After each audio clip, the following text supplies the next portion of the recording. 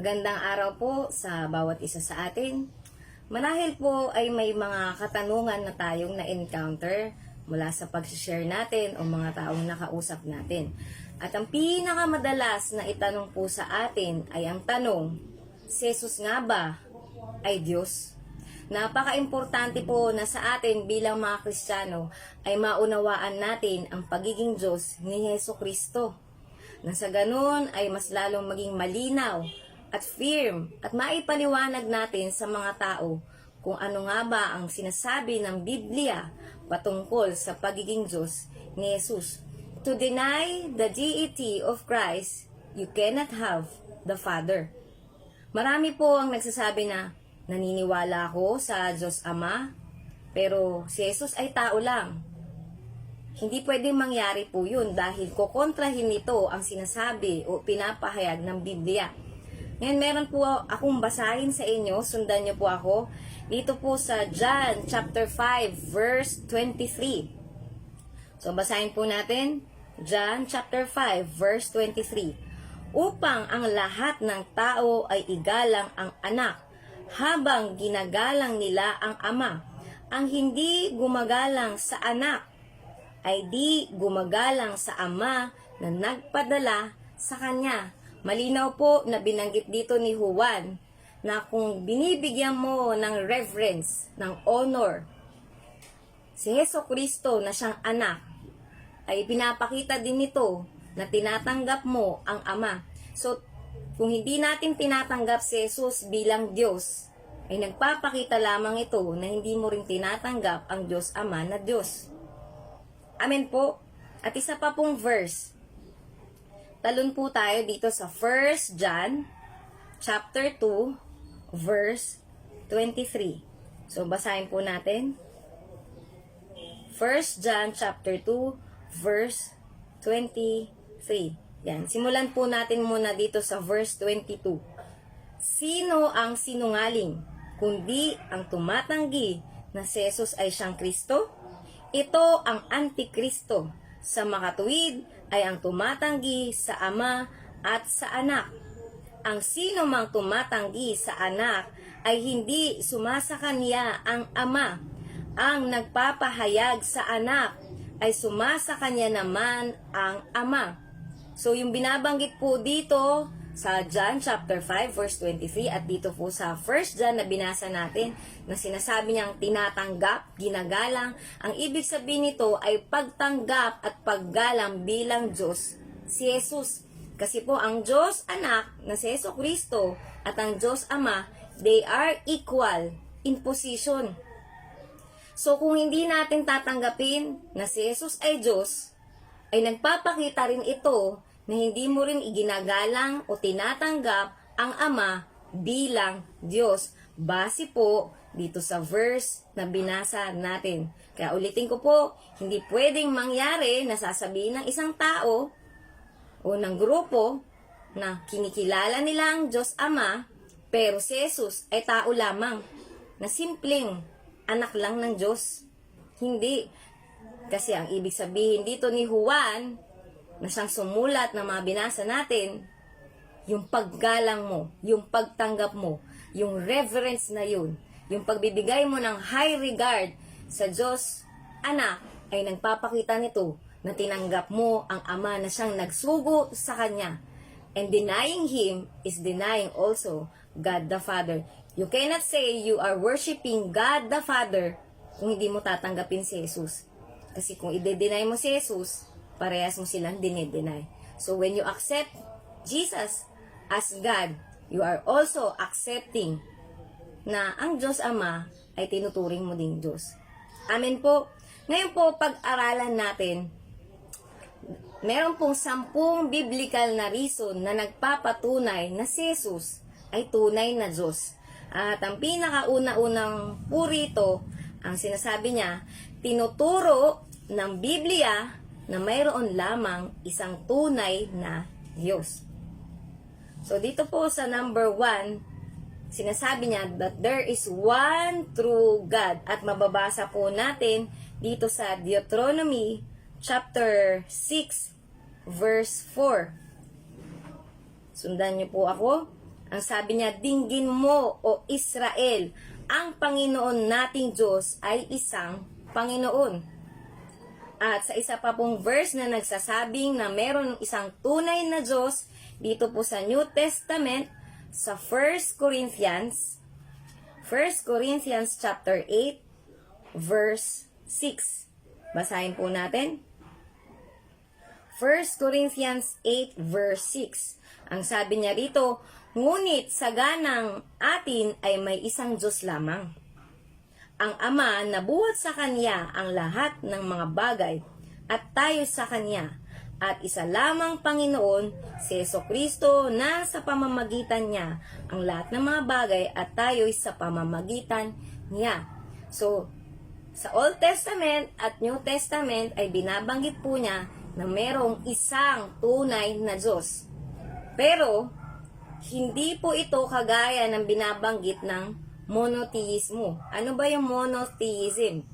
From the root word mono means one or solo or a belief, paniniwala na mayroon lamang isang Diyos. Iba po ito yung binabanggit ng Bible. Ang example po ng monotheismo ay ang Islam. Sila po ay naniniwala na isang Diyos nila na si Allah. Ngayon, iba rin po yung tinatawag na tritheismo o paniniwala na may tatlong Diyos. Tayo pong mga Kristiyano ay naniniwala sa Trinity. Ang sasabihin ng iba, hindi totoo ang Trinity dahil yan ay hindi mababasa sa Biblia. Yes, yung term na Trinity ay maaaring basahin mo ang Biblia, hindi mo ito may encounter. Pero napakadami po from Old to New Testament ay nagpapahayag na andun ang Trinity. At kapag po kasi sinabing Trinity, I believe that there is one God na nahayag sa tatlong persona. At ang binabanggit po dito sa binasa natin sa Deuteronomy at sa 1 Corinthians na merong isang tunay na Diyos, within that one true God ay nakapaloob ang co-equal, pantay-pantay na tatlong persona, ang Diyos Ama, Anak at Espiritu Santo. So ngayon, maaaring sabihin ng tao, di tatlo na ang Diyos mo. Ulitin ko po, iba ang tritheismo sa Trinity. Pag kasi sinabing tritheismo, kumbaga sa mathematics, pag sinabing 1 plus 1 plus 1 equals 3. Pero pag sinabi nating Trinity, God has 3 in 1, isang Diyos na nahayag sa tatlong persona, sa mathematics parang ganito 1 times 1 times 1 equals 1.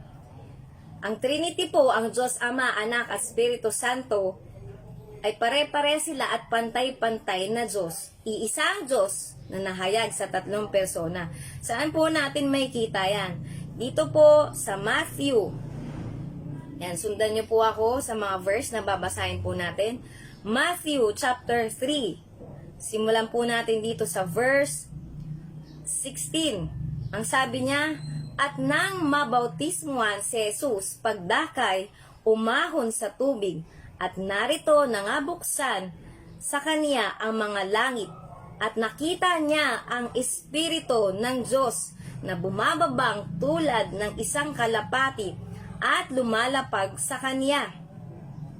At narito ang isang tinig na mula sa mga langit na nagsasabi, ito ang sinisinta kong anak, na siya kong lubos na kinalulugdan.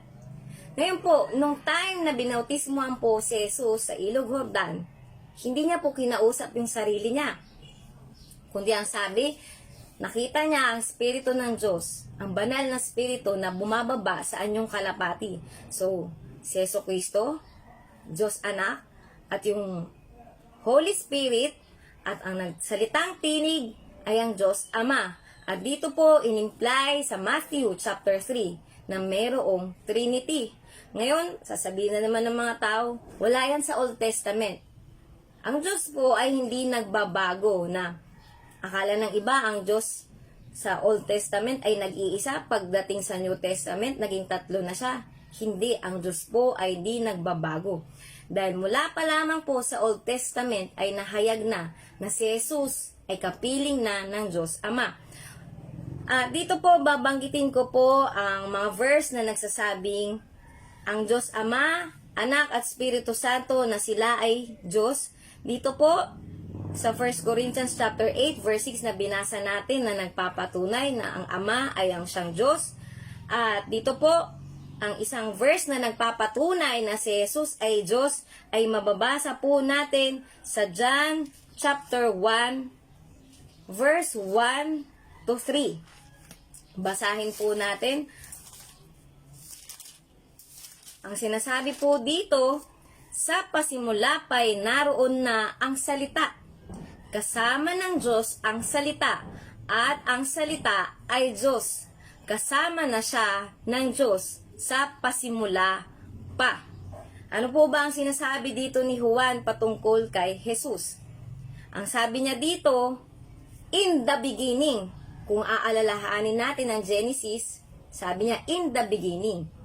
At sa in the beginning po na yan, ay nandun na si Jesus kasama ng Diyos Ama na siyang naglikha po ng lahat.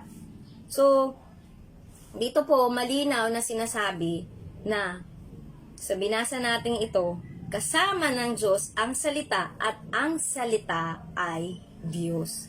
Napakalinaw na sinabi na mismo yung salita at yung salita na yun ay si Jesus. At notice na yung salita po dito ay naka-capital letter S. Hindi po siya maliit na S. So, kapag sinabing capitalized, it refers sa Diyos. Amen? At isa pa pong verse na nagpapatunay na ang Espiritu Santo ay siyang Diyos. Dito po may kita natin sa Acts chapter 5 verse 3 to 4. Yan.